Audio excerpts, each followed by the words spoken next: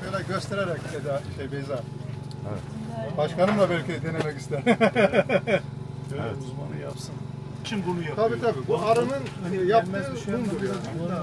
Hani balı süzecek ya. Çünkü olmasa zaten akıyor. Diğer takım çevir. Aldılar. Ondan sonra süzülüyor olacak değil mi? Evet, sonra makineye koyacağız. Şimdi tersine dönecek. Bu tam otomatik bir makine yani bu işlemle ilgili. Yani bir tarafını yaptı, merkez taşı attı, diğer tarafı şu anda.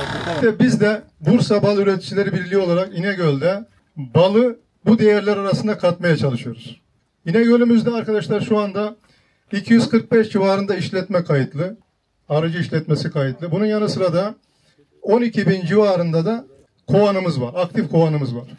Bunun yanı sıra İnegöl'de şu anda 45-50 ton bal üretimi yapılmakta. İnegöl gerek florası açısından, gerekse arkadaşlar İnegöl'de üretilen bal açısından gerçekten çok değerli bir konumda.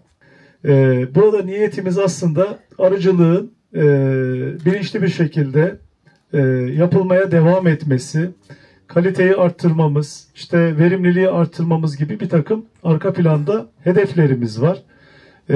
Evet, geçtiğimiz yıllarda da bal hasadı yapmaya çalıştık. Bu yılda yine bu görmüş olduğumuz Yenice bölgemizdeyiz. Yenice mahallemizdeyiz. Yenice köy mahallemizdeyiz. Burada sahada birazdan hasadı da gerçekleştiriyor olacağız.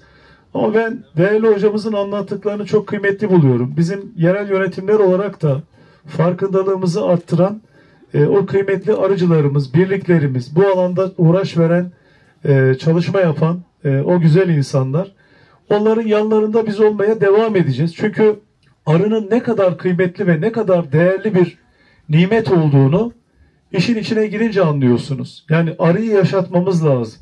Arı yaşarsa işte bu arka planda bütün ekosistem dengeye gelmiş oluyor. Cenab-ı Allah bize böylesine önemli bir nimet sunmuş. Ama arka planda yaşanan bu olumsuz hadiseler, işte özellikle ilaçlama hadiselerinde yaşanan sıkıntılar, bunlarda mutlaka ve mutlaka bunları düzeltmemiz gerekiyor. Hani bunu düzeltmediğimiz zaman aslında kendi kendimize zarar verdiğimiz bir aşamaya geçmiş oluyoruz.